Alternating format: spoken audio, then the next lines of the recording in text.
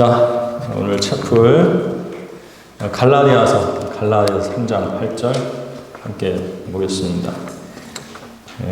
예전에 여러분 선배들에게 말씀의 중요성에 대해서 설교할 때 택했던 부분인데, 아직까지도 우리가 하나님 말씀을 펴서 읽을 때 그 말씀을 어떻게 읽어야 하는지 모르는 학생들이 많아요. 대부분이 내가 왜 이 성경을 읽는 건지, 왜 이것을 하나님의 말씀이라고 하는 건지, 왜 이것을 지켜야 하는지 모르는 학생들이 너무나 많아요. 그래서 다시 준비해서 함께 말씀을 나누고자 합니다. 갈라디아서 3장 8절입니다. 자, 성경은 하나님께서 이방인들을 믿음으로 말미암아 의롭게 하실 것을 미리 보고 먼저 아브라함에게 복음을 전파하기를 네 안에서 모든 민족이 복을 받으리라고 하였느니라. 자, 말씀에서 기도하도록 하겠습니다. 거룩하시고 은혜와 자비가 충만하신 주 하나님을 찬양드립니다. 기록된 말씀인 성경에 자신을 계시하시고 이 기록된 말씀을 통해서 살아계신 하나님을 만날 수 있도록 해주신 은혜에 진심으로 감사를 드립니다. 주님께서는 현재 우주의 북편 끝에 있는 셋째 하늘 그 보좌에 앉아 계시고 주님의 영인 성령님을 통해서 우리 안에도 영원히 거하고 계십니다. 이렇게 귀한 존재들인 그리스도인들이 주님 자신을 계시한 기록된 말씀을 등한시하거나 그 말씀을 읽을 줄 모르는 상태에서 지상생을 보내는 것은 너무나 안타까운 일입니다. 우리가 하나님을 만날 수 있는 가장 귀한 곳은 바로 성경입니다. 이 성경에 관해서 성경이 얼마나 신비롭고 능력이 있는 그 살아있는 말씀인가를 이 시간 함께 살펴볼 때 저희 학생들의 마음의 문을 열어주셔서 진리의 말씀을 깊이 사랑하는 하나님의 사람들로 변화되도록 인도해 주십시오. 이 한 시간을 주님의 영광을 위해서 온전히 사용해 주십시오. 속히 다시 오실 주 예수 그리스도의 이름으로 감사드리며 기도했습니다. 아멘. 자, 오늘 말씀의 제목은 복을 주는 살아있는 성경이에요. 복을 주는 살아있는 성경. 성경은 살아있는 책인데 우리에게 복을 주는 책이에요. 함께 읽었지만 오늘 본문은 성경이 복을 명령하는 내용입니다. 복을 명하고 있어요. 네 안에서 모든 민족이 복을 받으리라. 이 말씀을 성경이 아브라함에게 전파했다고 기록하고 있습니다. 물론 이 말씀은 원래 하나님께서 아브라함에게 하신 말씀이에요. 그런데 성령님께서는요, 신약 성경을 바울을 통해 기록하실 때 하나님 그 주를 성경으로 바꿔서 표현하십니다. 성경이 아브라함에게 네 안에서 모든 민족이 복을 받으리라고 말씀한 것으로 표현하고 있는 거예요. 성경은 사람에게 복을 주는 책입니다. 그렇다면 지상에 있는 사람이 자기 손에 실제적으로 가질 수 있는 가장 큰 복이 성경이 되는 거예요. 나에게 여기 5만 원짜리 돈다발이 있다고 해서 내가 복 있는 사람이 아니에요. 손에 성경이 들려있냐? 하나님의 말씀이 내 손에 있냐? 그것이 내가 복을 받은 사람인가 아닌가를 결정하는 거예요. 성경은 하나님께서 우리에게 주신 복이고요. 그 복된 책에서 우리에게 복이 전달됩니다. 복을 받고 싶으면 성경을 펼치세요. 자, 성경은 복 중에 복이고요. 사람을 죄 저주에서 해방시켜서 참 복을 주는 책입니다.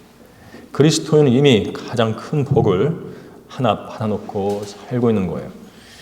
자, 오늘 본문은 그 성경을 살아있는 인격체로서 묘사하고 있어요. 성경의 저자이신 성령님께서는요, 창세기 12장 3절에 네 안에서 땅의 모든 족속들이 복을 받을 것이라는 말씀을 인용하시면서 거기서 말씀하신 하나님을 갈라디아서 3장에서는 성경이라는 표현으로 대체하셨어요. 우리 다 함께 창세기 12장 보도록 하겠습니다. 창세기 12장 자, 1절부터 3절입니다. 주께서 아브라함에게 말씀하셨는데, 주께서 말씀하셨다고 그러죠. 주께서 아브라함에게 말씀하셨는데, 너는 네 고향과 내 친족과 내 아비의 집을 떠나 내가 네게 보여줄 땅으로 가라. 내가 너로 큰 민족을 이루게 할 것이며 네게 복을 주고 네 이름을 위대하게 하리니 너는 복이 되리라. 너를 축복하는 자들에게 내가 복을 주고 너를 저주하는 자를 저주하리라. 네 안에서 땅의 모든 족속들이 복을 받을 것이라 하셨더라 했어요. 긴 말씀인데 갈라디아서 3장 8절은 좀 짧게 인용되어 있죠. 성령님께서는 성경의 저자이시기 때문에 이 구약의 말씀을 꼭 똑같이 인용 안 해도 돼요. 저자 마음이에요. 이런 사실이 있는데도 구약과 신약의 말씀이 좀 다르면 성경의 모순이 다 틀렸다라고 하는 사람들이 있어요. 그렇지 않아요. 기록하신 성령님 마음이에요. 저자 마음이에요. 자, 주님께서 분명히요, 너는 복이 될 것이다. 너를 축복하는 자들에게 내가 복을 줄 것이다. 너를 저주하는 자들을 내가 저주할 것이다 하셨어요. 그런데 갈라디아서 3장 8절에서는 성경이 이런 말씀을 했다고 하는 거예요. 성경이 복을 주는 거죠. 여기 창세기 12장 3절에 따르면 성경이 저주도 할 수 있는 거예요. 무섭죠? 성경에 기록된 말씀으로 누군가는 복을 받을 수 있고 누군가는 저주를 받을 수 있는 거예요. 그러니까 하나님 말씀을 대할 때 가볍게 대하지 마세요. 주의 엄중한 말씀이라 이런 표현도 있잖아요. 무게감을 갖고 그 말씀을 대하는 거예요. 진지하게. 자, 성경의 저자이신 성령님은요, 이 주를 성경으로 바꿔서 이 성경이 아브라함에게 전파했다고 바꿔서 기록하셨죠. 자, 하나님의 모든 역사는 완벽해요. 주를 성경으로 바꿔서 기록한 것은 결코 성령님의 실수가 아닙니다. 하나님 말씀은 오류가 전혀 없고 완벽하기 때문에 성령님께서는 성경에서 말씀하는 그 말씀이 하나님과 동등하다는 점을 보여주고 있는 거예요. 하나님과 동일하다. 오늘 갈라디아서 4장 8절에서는 네 안에서 모든 족속이 복을 받으리라고 전파했다고 말씀하는데 성경이 말하자면 성경이 모든 민족에게 아브라함을 통한 복을 명했다는 거예요. 자, 성경이 말하자면 복의 근원이 되는 거죠. 따라서 우리는 오늘 복의 근원이 되는 성경에 관한 말씀을 통해서 성경이 오늘 우리에게 어떤 면에서 복이 될 수 있는지 함께 살펴볼 것입니다. 자, 복의 근원인 성경인데요. 복의 근원인 성경 첫 번째로 오늘 본문은 성경이 미리 본다고 말씀하고 있어요. 성경이 미리 본다.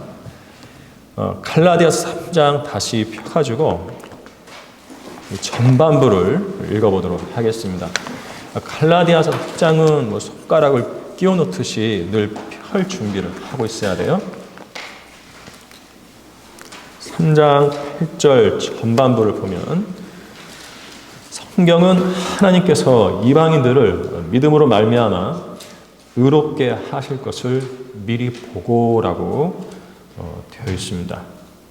미리 본다, 미리 안다라는 거예요. 성경은 모든 걸 미리 알고 있어요. 성경은 미래를 알아요. 교회가 휴거될 것을 미리 알고 있죠. 이미 기록되어 있잖아요. 아니까 기록되어 있잖아요. 또 적그리스도가 출현해서 땅 위에 있는 자들을 노예로 삼아 죽일 것도 미리 기록되어 있어요. 알고 있기 때문에 기록되어 있는 거예요. 또 대환란 때 바다가 피가 되고 대지진으로 지각이 변동하며 섬들이 싹 사라져 버리잖아요. 바다에 있는 섬들이. 자, 또 하늘에서 별들이 떨어질 것을 미리 알고 있기 때문에 미리 기록해 놨어요. 자, 무엇보다도 주 예수 그리스도께서 다시 오실 전 우주적인 사건을 알고 있고요. 주님과 함께 천년 왕국이 올 것도 알고 있고, 또 백부자 심판이 끝난 뒤 보석 같고 벽옥 같고 수정 같은 새 예루살렘이 하늘에서 내려올 것도 알고 있어요. 그러니까 성경은 엄청난 것을 알고 있는 거예요. 여러분의 지식하고 성경의 지식은 비교가 안 돼요. 여러분이 학교에서 공부하는 지식, 그건 성경에 비하면 세 발의 피도 안 돼요. 자, 성경이 모든 걸 알고 있듯이 하나님께서도 미래의 모든 걸 알고 계십니다. 자, 미래를 아는 능력, 이것이 하나님이냐 아니면 인간이 만든 우상이냐 그걸 결정하는 건데요. 하나님께서 우상들에게 도전하실 때 너희들이 앞으로 일어날 일을 알고 있느냐라고 묻고 계세요. 다 함께 이사야 41장 가볼게요. 이사야 41장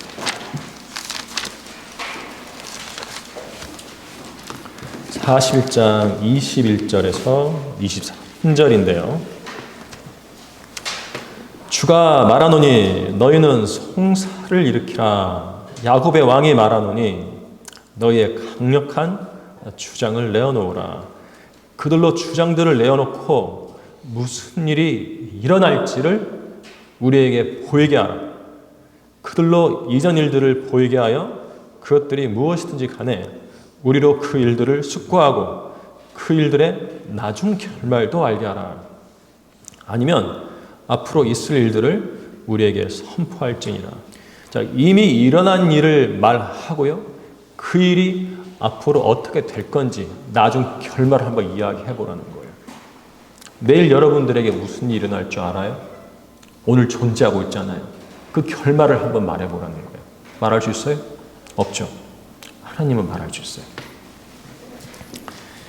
자, 23절 이후에 있을 일들을 보여주어 아예 일어나지도 않은 일을 이제 보여달라는 거 주님께서는요. 이후에 있을 일들을 보여주어 우리로 너희가 신들인 것을 알게 하라. 정녕 선을 행하거나 악을 행하라. 우리가 놀라며 그것을 함께 보리라. 자, 미래를 예언하는 것이 신의 능력이라는 거예요. 미래를 예언할 수 있는 신은 하나님밖에 없어요. 우상들한테 너희들이 진짜 신이면 앞날을 한번 예언해보라고 도전하신 거예요. 하나님은 자신 있어요. 우상에게는 그럴 능력이 없기 때문에 그래요. 자, 하나님께는 앞으로 있을 일들을 미리 알고 선포하시는 능력이 있어요. 대단한 분이시죠. 너희 우상들이 참 신이라면 미래를 예언해보라는 거예요. 하나님의 말씀인 성경에도 하나님과 마찬가지로 미래를 예언하는 능력이 있죠. 미래를 미리 보고 알려주는 성경이 여러분의 손에 있다는 사실만으로도 여러분은 큰 복을 소유한 사람들인 거예요. 남들이 모르는 걸 알고 있잖아요.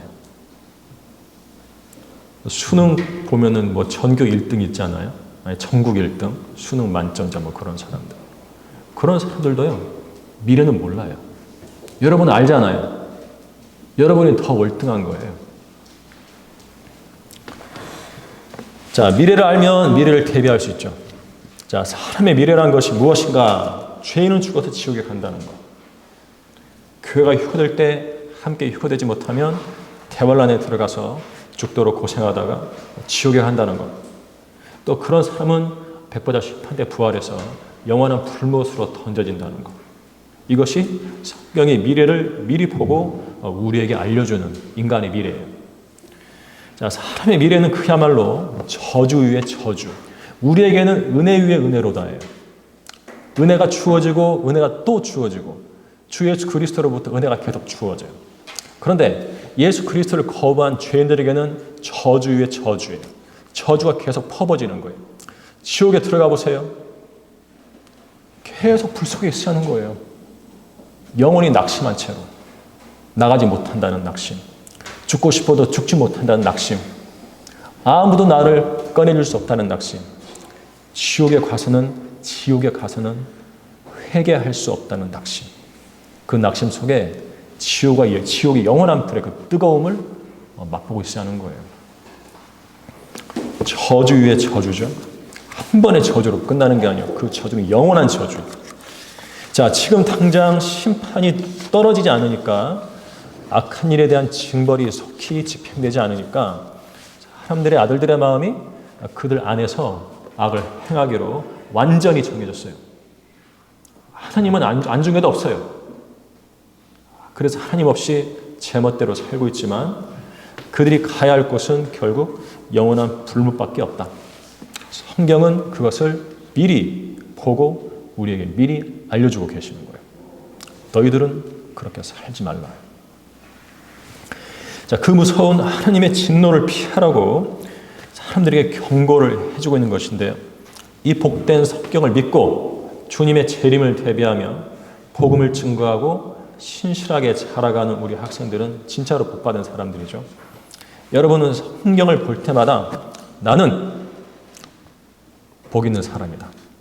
나는 복 있는 사람이다. 이렇게 생각을 해야 돼요.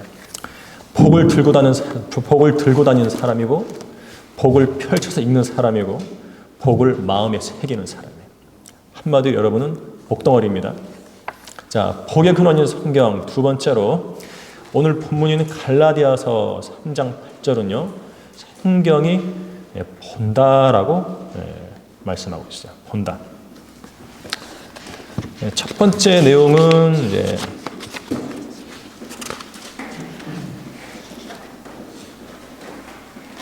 미리 본다고 그랬죠. 미리 본다. 미리 아는 능력이 있어요. 미리 아는 거. 미리라는 말. 두 번째는 같은 내용인데도 미리 보니까 본다라는 거예요. 본다. 성경의 눈에 대해서 이제 이야기할 거예요. 성경의 눈. 성경은 눈이 몇 개일까요? 아는 사람이 있어요? 성경의 눈이 몇 개인지? 눈이 하나일까? 두 개일까? 그런 건 성경이 안 나와요. 그냥 보는 거예요. 만일 성경에 눈이 있다면 나는 두 개라고 생각해. 왜 그럴까? 하나님의 눈이 두 개예요. 우리의 상상이고, 만약 눈이 있다면 두 개라고 우리는 말할 수 있다는 거예요. 성경과 하나님은 동일하니까.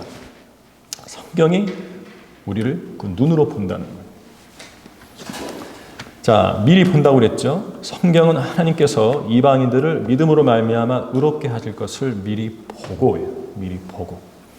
성경은 봅니다. 보는 눈이 있어요. 성경은 우리가 펼쳐 읽을 때 우리의 속마음을 들여다보는 눈이 있어요. 우리의 외모를 보지 않아요. 우리 외모에는 관심이 없어요. 성경을 대하는 우리의 마음이 어떤 상태에 있나, 거기에 관심이 있는 거예요. 자, 우리가 성경을 보고 있지만 사실 성경도 우리를 보고 있다는 거. 조심하세요. 마음에 음흉한 생각을 품고 말씀을 대하면 말씀이 내 마음을 다 읽고 있는 거예요. 우리의 속마음을 들여다보고 마음의 생각과 의도들을 판별하는 거예요. 히브리서 4장 12절 잘 알고 있죠? 하나님의 말씀은 살아있고 살아있어요. 그냥 종이가 아니에요. 이건 종이지. 여기서 말하는 하나님 말씀은 이 종에 기록된 문자를 우리가 읽을 때 역사하는 그 살아있는 그 말씀을 가리키는 거예요. 하나님 말씀은 살아있고 무능력하잖아요. 능력이 있어요. 양날이는 어떤 칼보다도 예리하여 우리를 막 찔러요. 양심을. 그러지 말라고. 혼과 영 그리고 관절과 골수를 찔러 가르고 마음의 생각들과 의도들을 판별하느니라, 이렇게 말씀하고 있어요. 마음의 생각들과 의도들을 판별한다. 다 알고 있다. 성경을 보고 있는 우리의 마음을 다 판별하고 있다. 자, 우리가 거울을 보는데 거울 뒤에서 누군가가 우리를 보고 있다고 생각해 보세요. 여러분, 그런 거울이 있으면 그 거울 앞에서 행동을 함부로 하겠어요? 아니죠? 거울 앞에서 막 춤추고 장난치겠어요? 다 보고 있는데? 절대 그럴 수 없죠. 조심한단 말이에요. 성경이 그런 거울이에요. 자신을 돌아보면서 이 말씀을 읽어야 돼요. 자, 거울을 보면서 악한 표정을 하면 거울 뒤에 그가 그 악한 표정을 보고요. 거울 앞에서 누군가에 대해 불평을 하면 거울 뒤에 그가 우리의 불평스러운 표정과 말을 다 지켜보면서 듣고 있는 거예요. 성경은 유리와 거울로 비유되는데 그냥 거울이 아니라 나의 마음을 읽고 있는 거예요. 성경을 보는 사람의 속마음을 손바닥 들여다보듯이 다 알고 있어요. 10길 물속은 알아도요, 한 길 사람 속은 모른다, 이런 말이 있는데, 그것은 사람이 사람 속마음을 모른다는 것이고, 성경은 사람의 마음속을 꿰뚫어 보고 있습니다. 마찬가지로 하나님께서도요, 사람의 속마음을 훤히 들여다보고 판단하고 계시는데, 예레미야 19장 9절과 10절이 그걸 계시하고 있죠. 함께 볼까요? 예레미야 17장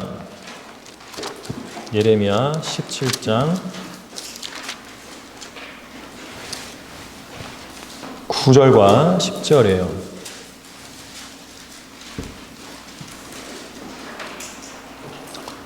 마음은 만물보다 거짓되고 심히 악하니 누가 그것을 알 수 있으리요. 10길 물속은 알아도 한 길 사람 속은 모른다. 마음은 만물보다 거짓되고 심히 악하니 누가 그것을 알 수 있으리요. 나 주는 마음을 살피고 나는 속을 시험하며 그 사람의 행위와 행실의 결과대로 각 사람에게 주노라. 누가 알아요? 주 하나님께서 알죠. 아무도 모르는데 하나님을 안다고 그랬어요. 그런데 히브리서 4장 12절에서 하나님의 말씀이 마음의 생각들과 의도들을 판별한다는 거예요. 그러니까 하나님도 인간의 마음을 다 알고 있어요. 성경도 우리의 마음을 다 알고 있는 거예요.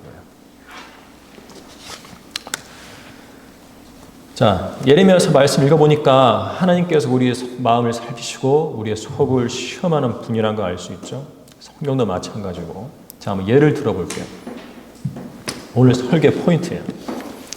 자, 예를 들어서 내가 지난 설교 때 세상 노래 듣는 친구들 이야기했는데, 세상 노래를 사랑하는 그리스도인이 있다고 칩시다.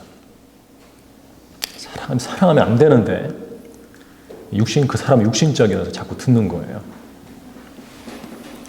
자, 들어서는 안 되는 노래를 듣고, 그리고 그리스도인이 불러서는 안 되는 노래를 부르죠.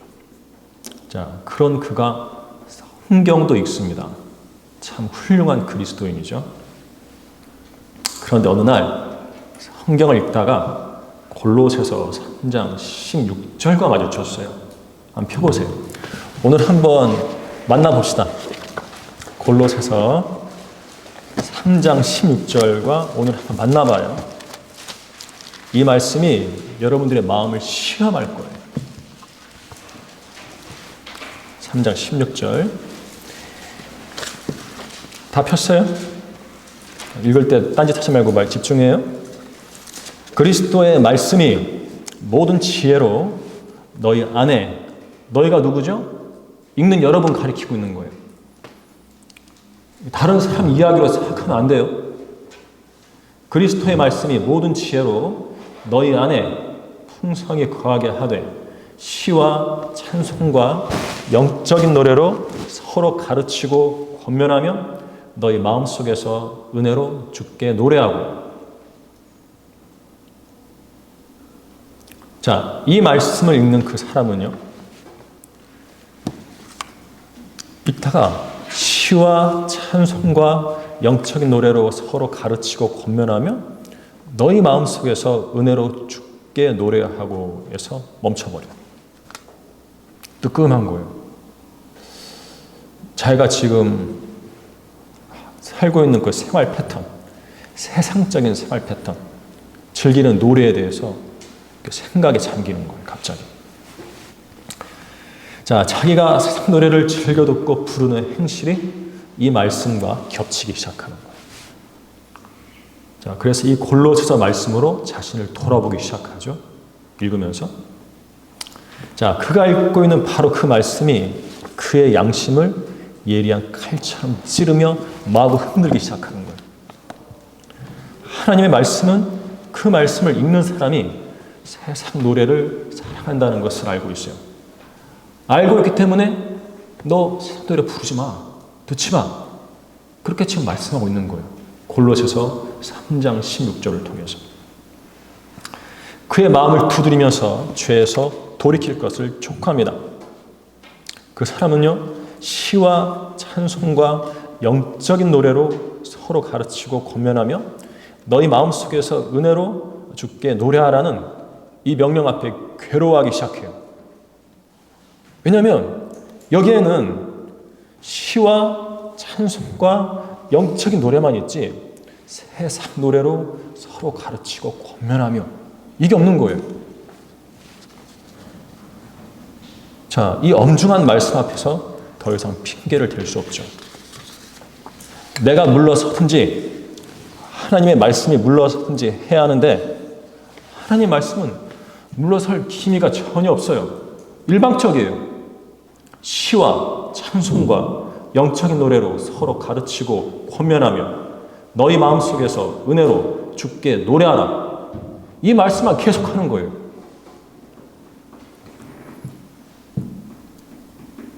만약에요, 여러분 이 말씀을 안 지키면 여러분은 성경 변개자와 똑같은 사람이 되는 거예요. 성경 변개자들이 오리겐이 왜 말씀을 바꾼 줄 알아요? 어떤 구절은요, 인간의 다른 죄는 다 있는데 음행 이것만 쏙 빠져 있어요. 왜 뺐을까요? 내 생각에는 자기가 음행을 저지르고 있는데 하지 말라고 하니까 기분 나빠. 지워버려. 예수 그리스도의 신성에 관한 말씀이 있으면 삭제. 왜 삭제시키죠? 예수님을 하나님으로 믿지 않으니까 지워버리는 거예요. 더러운 이익을 탐내지 아니하며 이 말씀만 쏙 빼. 왜 빼? 자기는 돈을 사랑하거든. 영적 지도자로서 좀 성도들에게, 교인들에게 돈을 받아먹고 싶은 거야. 지워버려. 성경 변개에는 의도가 있는 거예요.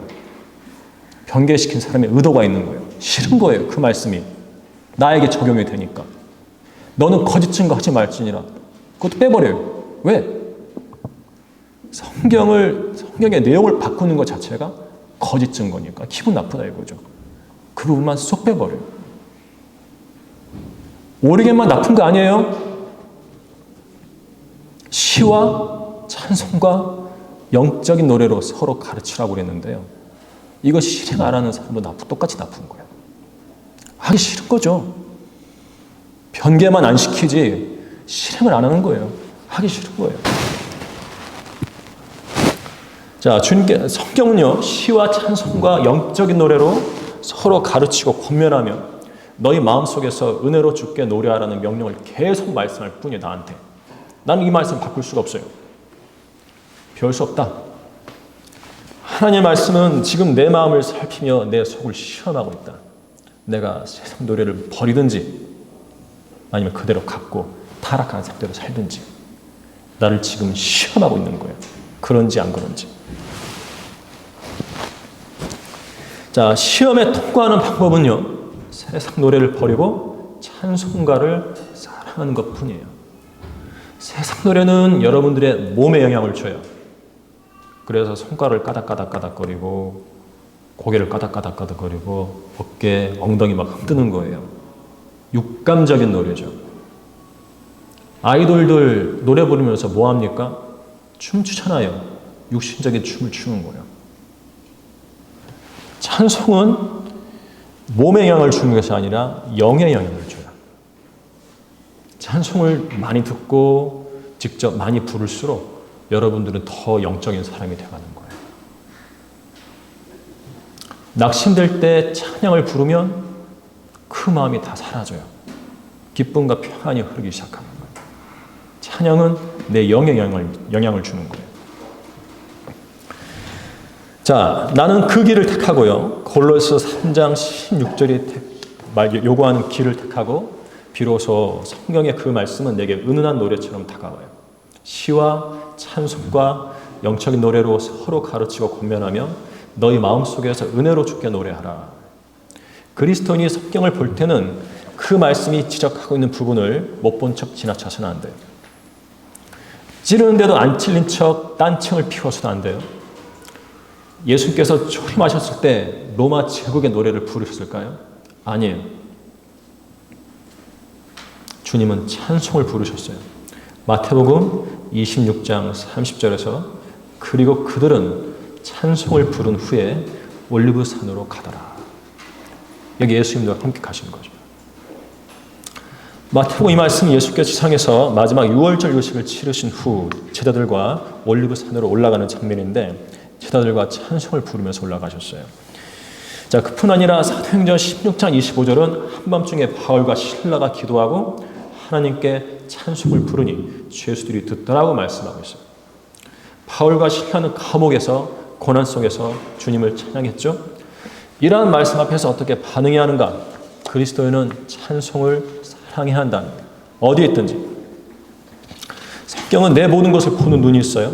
성경 앞에 내 죄를 내려놓고 그 죄에서 돌이켜 하나님께로 향하는 것이 성경을 살아계신 하나님의 말씀으로 믿고 실행하는 그리스도인의 자세인 겁니다.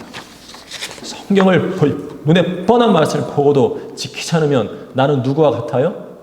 성경 변개자 오리겐과 같은 거예요.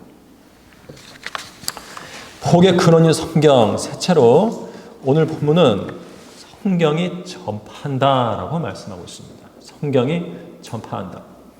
갈라디아서 4장 8절 읽어볼게요. 성경은 하나님께서 이방인들을 믿음으로 말미암아 의롭게 하실 것을 미리 보고 먼저 아브라함에게 복음을 전파하기를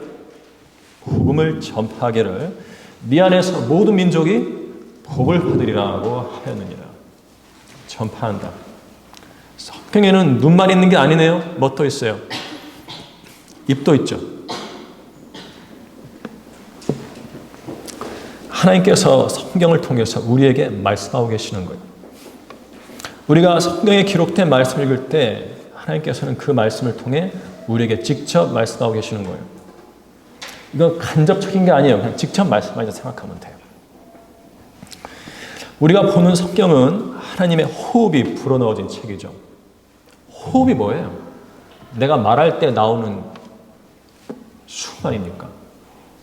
성경에 하나님의 호흡이 불어넣어졌다는 것은 이 말씀을 읽을 때 주님께서 나에게 직접 말씀하시기 똑같다는 거예요. 영감 있는 말씀이죠. 자, 우리는 성경에 기록된 말씀들로 살아계신 하나님을 만나는 거예요. 그런데 오늘 본문은 성경이 전파한다고 말씀하고 있어요. 전파하려면 전파할 메시지가 있어야죠. 하나님께서는 진리를 전파하는 분이시고 전파할 그 진리를 성경에 기록해 놓으셨어요. 이제는 그 메시지를 전파할 사람들이 필요할 뿐이에요. 아브라함 때는 성경이 없었기에 성경과 동일하신 주님께서 직접 전파하신 것이고 지금은 성경이 있기 때문에 성경에 기록된 것을 전파할 사람들이 필요한 거예요. 로마서 10장 14절 그런즉 그들이 믿지 아니한 일을 어찌 부르리요 듣지도 못한 일을 어찌 믿으리요 전파하는 자가 없이 어찌 들으리요. 여러분이 가만히 있는데 누군가가 복음을 들을 거라고 생각하면 안 돼요. 내가 가서 전파해야 돼요. 전파하는 자가 없이 어찌 들으리요. 전파하는 자, 즉 전파하는 사람, 일꾼을 요구하고 있는 거예요. 진리를 전파하는 성경은 진리를 전파할 사람들을 부르고 있습니다. 전파하는 자가 없이 어찌 들으려라고 말씀하고 계시는데도 묻고 계시는데도 가만히 있으면 안 되죠. 이 말씀을 들은 내가 주여 내가 여기 있습니다. 내가 전파하겠습니다. 이렇게 반응을 해야 하는 거예요. 누가 하겠어요? 이 말씀을 읽은 사람이 하지. 얼마나 진리를 외칠 사람이 필요했는지 예수님께서는 누가복음 19장 40절에서 내가 너희에게 말하노니 이 사람들이 침묵을 지킨다면 돌들이 즉시 소리를 지르리라고 말씀하셨어요. 제자들이 주의 이름으로 오시는 왕은 복이 두다. 하늘에는 화평이요 지극히 높은 곳에는 영광이로다 라고 외치니까 바리새인들이 그들을 꾸짖어 달라고 주님께 요구했을 때 주님이 하신 말씀이에요. 사람이 침묵하면 돌들이라도 소리 질러야 할 정도로 진리는 반드시 전파되어야 한다는 거죠. 당시에는 이스라엘을 구원하신 왕으로서의 예수 그리스도가 아니라 말해야 한다는 거예요. 진리는 전파돼야 돼요. 침묵하는 그리스도인이라는 말이 있죠. 이송 목사님은 그러셨어요. 그리스도인이 입을 다물면 그 사람은 마귀에게 패배한 것이다. 내가 이 말을 어디서 들은 줄 알아요? 밥상에서 들었어요. 목사님하고 밥 먹으면서 점심시간에. 복음을 알면서도 입을 다물고 침묵하고 있는 사람, 그 사람은 마귀에게 패배한 거예요. 복음에 대해 입을 다물고 있으니까 세상과 부딪힐 일도 없죠. 박해받을 일도 없고 사는 게 무척 편합니다. 그런데 그것은 그 사람이 세상에 거침이 되지 않는 존재로 사는 것으로 끝나지 않아요. 그 반대편에서 마귀가 너무 좋아하고 있는 거예요. 야, 쟤 입 닫았다. 너무 좋다 이거죠. 그리스도인이 복음에 대해 입을 닫고 있으면 지옥에 가는 사람이 더 많아지니까 마귀가 기뻐하는 거예요. 진리를 전파하는 성경은 진리를 전파할 신실한 일꾼들을 찾고 있습니다. 바로 여러분이 일꾼들로 지금 부름받고 있는 거예요. 성경은 살아계신 하나님의 말씀으로, 성경을 살아계신 하나님의 말씀으로 믿는 그리스도인 학생은 세상을 사랑하지 않고 하나님을 찬양하며 복음을 실제로 전파하는 사람이 되어야죠. 성경이 진리를 전파하는 것처럼 우리 자신도 진리를 전파하는 사람이 되어야 합니다. 세상 노래에 대해서는 입을 열고 복음에 대해서 입을 닫으면 안 되죠. 이곳에 모인 학생들 모두가 세상을 사랑하지 않고 진리를 전파하는 그리스도인 학생이 되기 바라요. 그리고 무엇보다 자기가 그날 펼쳐 읽는 말씀들에 실제로 반응해서 실행에 옮기는 학생들이 되기를 바랍니다. 마지막으로 주의 법인 성경을 택하고 그 말씀을 사랑하는 사람의 복에 관한 시편 말씀을 읽고 설교를 마치도록 하겠습니다. 자, 우리 시편 1편 볼게요. 시편 1편. 설교 초두에 이야기했죠. 말씀을 펼쳐 읽으면서 나는 복 있는 사람이다. 그렇게 생각하라고 그랬어요. 1절부터 3절까지만 읽을게요. 4절부터는 악인에 관한 것이니까 이 시간에는 제외시키겠어요. 복 있는 사람은 악인들의 간계를 따르지 아니하며 죄인들의 길에 서지 아니하며 조롱하는 자들의 자리에 앉지 아니하는도다. 죄인들로부터 따로 떨어져 나왔다는 거죠. 그 뒤에 뭐 해요? 2절. 그의 즐거움이, 이 사람은 뭘 즐거워하는가? 그의 즐거움이 주의 법에 있으니. 세상 사람들과 함께하는 걸 즐거워하지 않고요. 홀로 말씀을 펼쳐서 읽는 걸 즐거워하는 사람. 그리스도인. 그의 즐거움이 주의 법에 있으니 그가 주의 법을 주 야로 묵상하는도다. 틈날 때마다 낮이든지 밤이든지 말씀을 펼쳐 읽는 거예요. 이런 사람은 어떻게 인생이 결말이 나는가? 그는 강가에 심겨진 나무 같아서 계절을 따라 열매를 맺으며 그의 잎사귀도 마르지 아니하리니 그가 무엇을 하든지 번성하리로다. 진짜로 복 있는 사람이 되는 거예요. 나는 여러분들이 그런 사람들이 되기를 바라겠습니다. 자, 기도할게요.